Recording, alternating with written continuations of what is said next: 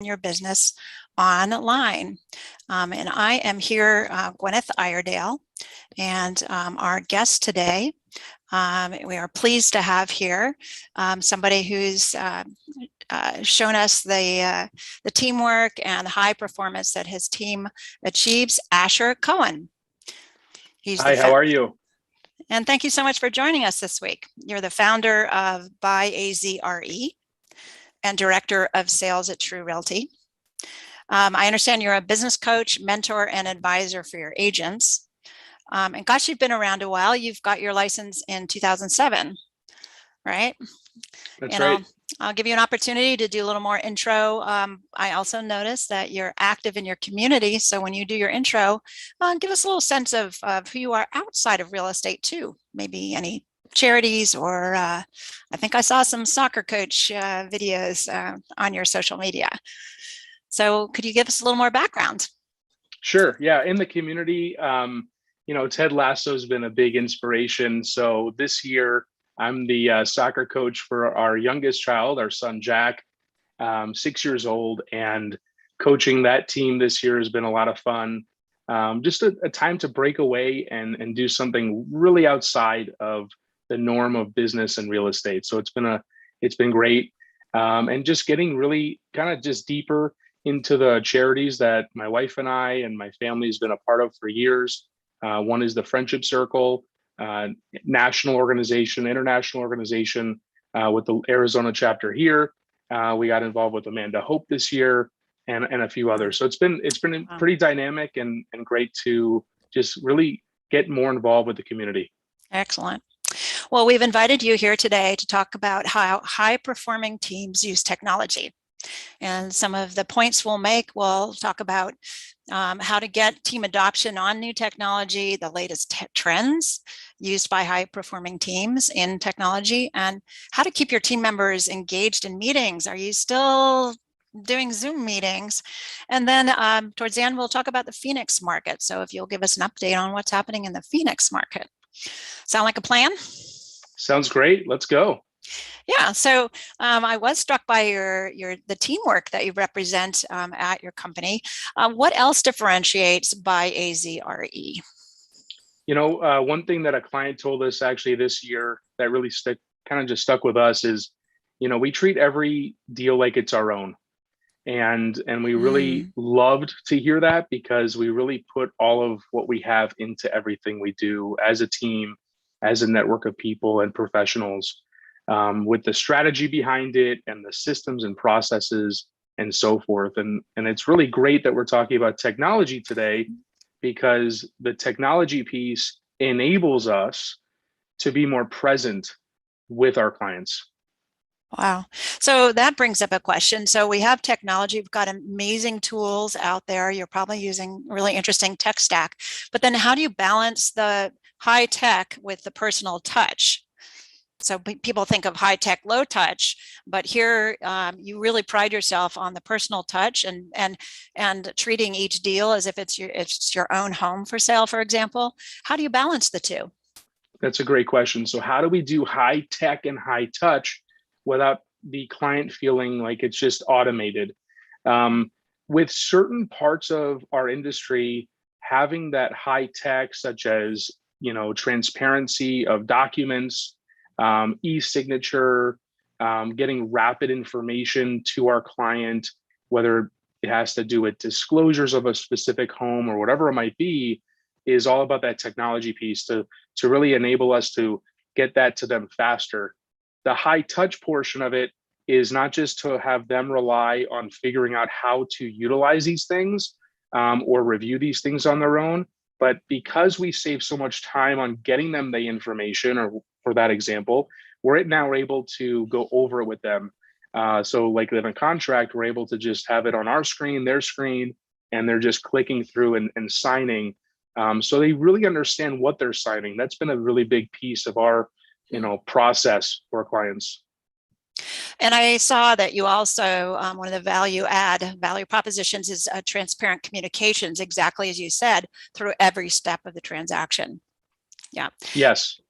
And I would say that Propy shares that vision, that transparency is really important, because gosh, when I've bought homes, I didn't know what was happening. How was that agent earning their commission? They just sort of went off and I just got documents to sign and I didn't really know what was happening. So to be able to see the steps involved and to get more involved in the visibility of the transaction is a fantastic way to keep people involved and understand the process a little bit, which plays into your focus on client consultation. And that leverages your deep experience. I see a lot of reviews saying how knowledgeable you are.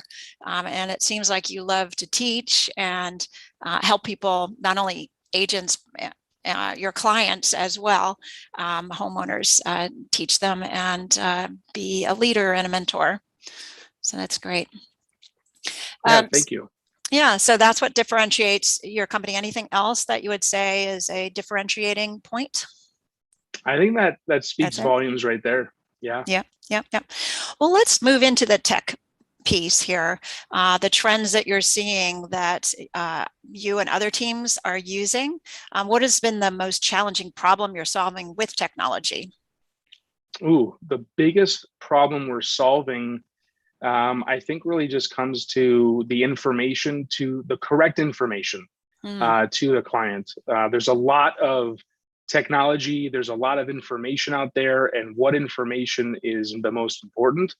And going back to that transparency that you mentioned before, like on the Propy platform, the ability for the client to know when something was received, when it was signed, that piece is really, really important, because right now, with a lot of people that are giving that high touch, a lot of agents out there are having to call or text or email their client when those things occur. But imagine not having to do that anymore. That's been a really big piece right there. Great. Well, thank you for that compliment. We work hard on that. And it does feel personalized as well. It's not, and that's probably part of the positioning. Do your agents go into a listing presentation with that in mind, to the way they talk to the potential seller? Definitely. I mean, we're very educational focused and solutions oriented. And that everyone says that, right? I mean, everyone's like, I'm a solution person, but we really are. Like, our main objectives when we go to a listing presentation is to first understand the person before we even talk about the house. We want to understand their situation in order to put the right strategy in place, so we can map it out with them, so they can see clearly this is the strategy that's best for them. They selected us to walk them through that process. And then along the way, we're able to give them updates, show them what's happening in real time. And it's been really fantastic. Another big piece of a listing presentation is providing the net sheet, right? The net sheet of, like, what are they really walking away with at the end of the day? Because the price of a home is important, but what is it that they're actually walking away with is really what matters to them. And being able to show that to them. So that's always one of our goals. And again, that goes back to the transparency, because if they understand that there's closing costs associated with being a seller upfront versus at the closing table, it makes a world of difference. Sure does. Big surprise. And your goal probably is no surprises, right? Right. Yeah. Well, that sort of almost begs the question of the kinds of offers that the seller is receiving and that your agents are consulting to or advising on for the seller to help decide which to accept. Are you seeing some really creative offers? It must be more and more difficult to compare offers side by side. It's a really good point. Yeah, before it was just, this offers at 700, this offers at 715, and everything else is pretty much the same, right? So pretty easy to see that, you can make more money on this one than that one, right? But in today's market, people are being very creative, like you said. I love that word. They're either offering to pay, right? That buyer's paying for the seller's closing costs. Well, how do you factor that in when you're doing a net sheet, right? We have to back some things out. What are they really netting, right? Contingencies being removed, such as inspection or appraisal or financing, or if it's cash. And then there's also like the post-possession agreements out there where buyers are allowing those sellers to stay in that home to figure their life out for the next move. A lease back, because then they become buyers, how are they going to go and buy a market? So, well, I'll probably ask on your market recap. Inventory is probably still pretty tight, and you can give us a recap on what you're seeing in your market. But I think of the Arizona and the Phoenix metro area, which covers like a lot of cities sort of melded together, like LA is. But you have a lot of developments where the homes are fairly similar, so your comps are pretty easy. But it's still just as you can find pretty good comps. And of course, you don't know what's on the inside necessarily of the house, what upgrades.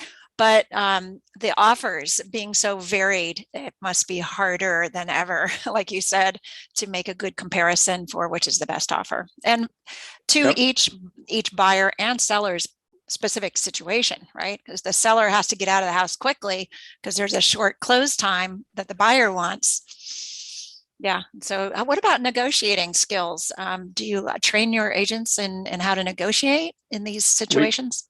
We do, yeah. And it always comes back down to what is best for our client. And in order to really answer that, we really need to know what their situation is. And that's why it goes back to that initial consult where we need to understand their situation in order to best negotiate for them. Because most agents, I call them double A's, not the battery, but just the average agent, unfortunately, they're just looking to get the most dollars and close as quickly as possible. And yes, every seller wants to get the most dollars, but closing as quickly as possible is not always the best interest for that seller, right? So part of negotiating is definitely figuring out the win-wins on both sides, right? And again, the transparency, deliver the information to that buyer's agent as a listing agent to say, hey, this is what would really be appealing to this seller. And put it out there up front so it's not a surprise to them, so we can just really fine tune on how to make this deal work. I've got to ask, as part of your deal terms, are you seeing cryptocurrency being a part of the equation, whether it's a deposit or people trying to buy in Bitcoin, or they trying to get a mortgage, they're trying to sell and free up their assets to be more liquid? Has that been something that you're seeing in your market? There's a ton of buzz on cryptocurrency right now, and not only buzz, but Sarah, our founder at True Realty, actually had that first transaction go through on the blockchain a couple of years ago now, and that was a huge win for that crypto and blockchain world, and for us as a brokerage. But we're not seeing a lot of it yet in the Arizona market, but there is a ton of buzz. And I think it just has to do with the learning curve around it. I think once people understand how to do it properly and the benefits, I think we're going to start seeing a larger trend with that for sure. Yeah, and then connecting with agents who are experienced enough to do that, or escrow companies that know how to accept a payment in crypto. Yeah, so that'll be an area to watch. Mm-hmm. Yeah. So we've been through a lot the last couple of years. You probably have changed your tech stack based on Zoom meetings or remote workers. Are there any other tech stack changes that you've made, or additions to the technology you use that have been prompted by the market, not only COVID, but the market conditions now? Yeah, we've added a few things, but I think at the end of the day, we were really lucky on how we were interacting with clients before when it comes to going to a property and doing some additional photos or video work for them. Before we had to like take the video, upload it to YouTube. It wasn't as easy as just get it into the Dropbox and send a link, as an example, right? Or the Drive or whatever it might be. So a cloud system. So things have definitely been streamlined through that, which has been really great. We do a lot of audio text to our clients, and they really like it. They really like it a lot. So when there's an update and your client is at work, they're not available, and instead of just doing a voicemail, like call and voicemail, they're not going to be able to answer. So we actually did almost a whole transaction with a lot of those We're actually just closed that one actually. So it's really relevant to our conversation today. So a lot of the text or audio recorded, texts have been really good. And we asked them, is this okay for you? Because you want to ask your client, right? You don't want them to feel like that you don't want to call them. So is this good for you? And they said, yeah, this is fantastic. We can keep it and get to it when we can, and then we can reply to it. And I think that's the biggest differentiator. Instead of just sending a voicemail and then they're going to call you or text you back, they can just text back from that audio text. And that's been a really, really great thing. Wow, I've not heard of that. That is so cool. So here what we're talking about is merging technology and the personal touch, because your voice is behind it. There's a person behind it. So it's an example of using technology, but sending the message that we're human behind it. So that's a fantastic tip there. And video oh, yeah. is so important too, How even do if you it's use just it? an update. We use it in so many ways, updating people on things, to what the property is looking like at that moment. So like a FaceTime or like a WhatsApp video call. You mentioned COVID and, kind of being stuck or remote. Zoom obviously is a big player, and Google Hangout has been a big players for us over the last year and a half. So you found things that really stick and really are appreciated by your clients. How do you, so you've identified a technology in that case, and your agents have really adopted it, it sounds like. What about other technology? How do you identify it and then choose it and then put it into play and adopt it by your agents? Do you have any tips on that you want to share? Yeah, I think first thing is you need to feel comfortable with it, because if you don't feel good with that technology, and you put some good time into it, right? It's not just, you get it out of one and after a couple seconds, but you put some thought, you put some work into it to figure it out. If you feel like it's working, then roll with it. But if you're not liking it and it doesn't meet your needs, then I would try to stay away from it, because if you don't like it, it's going to be something you don't want to do. And then it's going to become, cumbersome to your process. So when you're asking about adoption, it's first, let's all try this out as a team, or I tried it, it works really well. Let me show you how it works, have them experiment with it. And then it's now kind of built into that process. But as a team member versus a team lead, right? We have to lead by example, right? All team leaders that are watching, they have to do what they say that they want everyone else to do. I hope you want to, at least. So you have to really apply it. Then the team members, sometimes some members are like, I don't like the technology as much as you do, so I'm going to do it this way. I think it's just about becoming familiar with it, and weekly meetings, understanding that it might take some people a little longer to get the hang of something. So you really have to give enough time and education around it before it really starts being adopted and it's utilized all the time. It also probably requires an open mindset, open to change mindset. And I don't know how you cultivate that as a team leader. We try our best. Right. I think that's just part of the culture, though, of a team. Yes. Yeah. Right. Yeah. So if like our team is very positive, open-minded, solutions oriented, we're always looking out for the best interest of the client, but and keeping ourselves out of harm's way and everything like that. So I think, certain team members, they don't like it as much. We all deal with that. I think we just have to really roll up our sleeves and meet with that team member more about one-on-one or smaller group environment, and really get to the core of why don't you like it. And it typically is around change. Mm-hmm. or it's like, I'm not going to figure it out. And once you start utilizing it with them, and then set the bar lower, right? Instead of saying, hey, I want you to use this every single day, with that change, maybe we're only going into that program or utilizing it a couple times a week until they can ramp up to you utilizing it every day. Excellent. Well, thank you so much. What about your team meetings? Are you doing Zoom or stand-up meeting do you check in daily? How do you keep your team engaged and feeling so close as a really tight-knit team that you are? That's a good question. So yeah, the accountability piece is huge. We have an in-person meeting, which used to only be Zoom, but it's once a week. We're huddling up.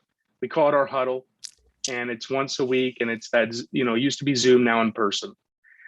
We have a very strict agenda that we want to, stick to for that meeting.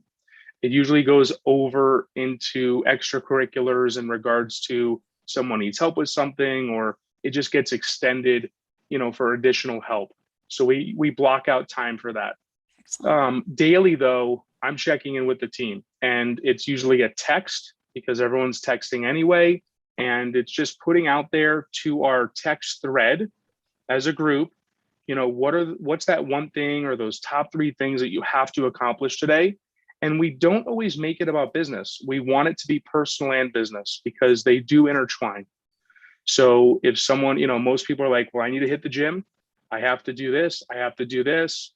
And we want that, right? And then sometimes people are just like, it's date night tonight, right? And that's important, right? Because we need to, unplug as much as we need to plug in. And, I think real estate, I can't think of many other professions, is so tightly associated with your personal life. If it's your brand, right? You could be the person who gets your business from being a school parent, PTA type parent, or soccer coach, or what have you. And it is, sometimes expected that real estate agents are available off hours.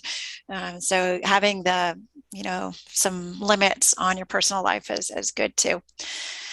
So let's move into the Phoenix market. What are you seeing? Is it a buyer's market still? Are you seeing investors, iBuyers? Can you give us an update? There is so much to talk about here. Oh no. Well, because one of the biggest iBuyers, I don't know if are we allowed to say names on here? Is that? There are no you give me rules a here. thumbs up or a down. No rules. Uh-oh. So, Zillow just released a lot of headlines about how they're stopping their buying. That's a really big change in our market. Overall, though, we are still a seller's market in all different property types, such as townhome, multi-dwelling, single family. Our inventory is still low. Interest rates are still low. Conventional loan limits are increasing. So that's helping stabilize the values. We've been hearing for many years now. When I say many, I would say probably close to 10 years that there's going to be a crash because we have rebounded so much from the crash. So everyone is, how many more years can you be a positive increase of value? So we are still a seller's market. Arizona is very unique because we are a resort town. People vacation here from all over the nation and world. So we are a hot topic most of the time, right? Not only temperature wise. Job growth is occurring as well. So there's a lot of dynamics for Arizona. We have seen a shift in how many multiple offers homes are receiving. So it used to be maybe 20 to 40, let's say, as an example, and a real life example for that matter. And now we're maybe seeing 5, right? So we're not seeing as many. Homes are hitting the market and maybe not getting as many showings as they did a year ago, but they are still selling. It is still a very hot market. But I think sellers, when they hear that their friend last year put a house on the market and received $50,000 more, and it sold within an hour, and their home goes on the market and it's on the market for 2 days, listing agents are getting phone calls. Hey, what's going on? Yeah. What's Right? wrong with it? What's wrong with it? Where are all of my offers? Right. Yeah. Yeah. We have seen that sellers are pricing things too high because they were trying to time the market. So they're thinking that, oh, well, if it keeps going up and up and up, I'm going to put my house $75,000 more than I thought I would. So we're starting to see some price reductions there. Those are the outliers, but majority of everything in different price points and different property types, we're still seeing a lot of activity and people are still doing great with their real estate out here. always makes me wonder how the property will appraise. You know, the appraisals are 2 weeks behind. The seller is trying to price it 2 weeks out. So what is the bank Yeah. saying? So that must be tricky. Any surprises in your market? Anything unexpected? I think the Zillow thing is the most Oh, like yeah. recent surprise. A lot of Mhm. clients are asking me, what does this mean? If they're not buying anymore, does that mean that the market's going to crash? Everyone goes straight to like, the Disaster. market's done, the disaster. And look, no one knows for sure. There's no crystal ball. Everyone knows that. But we look at these trends very closely, right? Mortgage default, right? Is that happening? Is it increasing? Is it decreasing? Homes that are in foreclosure, is that increasing, decreasing? Like all of these factors play a role. And I think that if demand is still going to be there and interest rates, because they play a huge role, as long as all these things are moving slowly, right? So if interest rates just go up, if it goes up 3 points in a day, like tomorrow, all of a sudden interest rates are 6%. I think, I think we're going to see a huge value correction. I think we'll see a halt. People are going to want to figure things out. But if that's not the case and things are gradually moving along, I think we're going to be seeing a lot more seller market for at least through 2022. Yeah, that's what I've been reading, and interest rates would never be jumped that fast. They're very careful about that. And the what I'm reading about Zillow, it's a manpower issue, right? And of course, they can afford to lose money. But I saw Mike Deprete, I guess I'm not Deprete, his Delprete, his graph was that Zillow's expenditures were going up, where some of the other iBuyers, Open Door and stuff they dropped off. And so I think Zillow just forged ahead and didn't pay attention to the market indicators. So yeah, there's probably more to why they stopped buying, but it's not a reflection on your market at all. It's just their corporate decision there. Yeah, so we're wrapping up, coming up to the bottom of the hour, and I'd love to ask if you have any parting nuggets, some pieces that you want to leave our audience with. Sure. Especially when it comes to technology and team building, do not overflow your team with all these new gadgets and apps, and try not to do that. They all look really exciting, but try to just take one at a time, implement it. And it's really important as a team leader to have systems and processes in line. We are always sharpening our systems and processes. We feel like we're dialed in, but we still, every few months, we just kind of try to fine tune as much as we can. So try to make sure you have your systems and processes in line when it comes to, transaction management and deal flow and prospecting and communication with your agents and your clients. Just make sure that's all just well-rounded and not over empowering with all these apps. The human connection will always win, and try not to automate everything. People want to speak with you. They want to see you. They want to hear from you. So please don't forget about that. Great. That's that attraction to the next shiny object, right?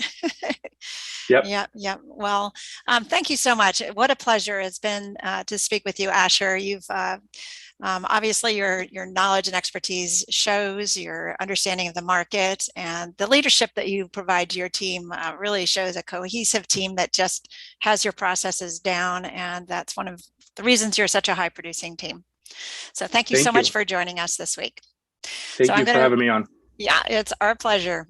I'm going to invite our audience to see us next week, where we have Doug Greek, who is VP of Production at 8Z, which is a newer type of brokerage, a new way home. And they're an Innovator Award at Inman, and they will be in the Colorado market. So we invite our audience to join us next week. So Asher, thank you again so much on behalf of the whole team at Propy. Thank you, guys. Thank you. Bye-bye. Bye.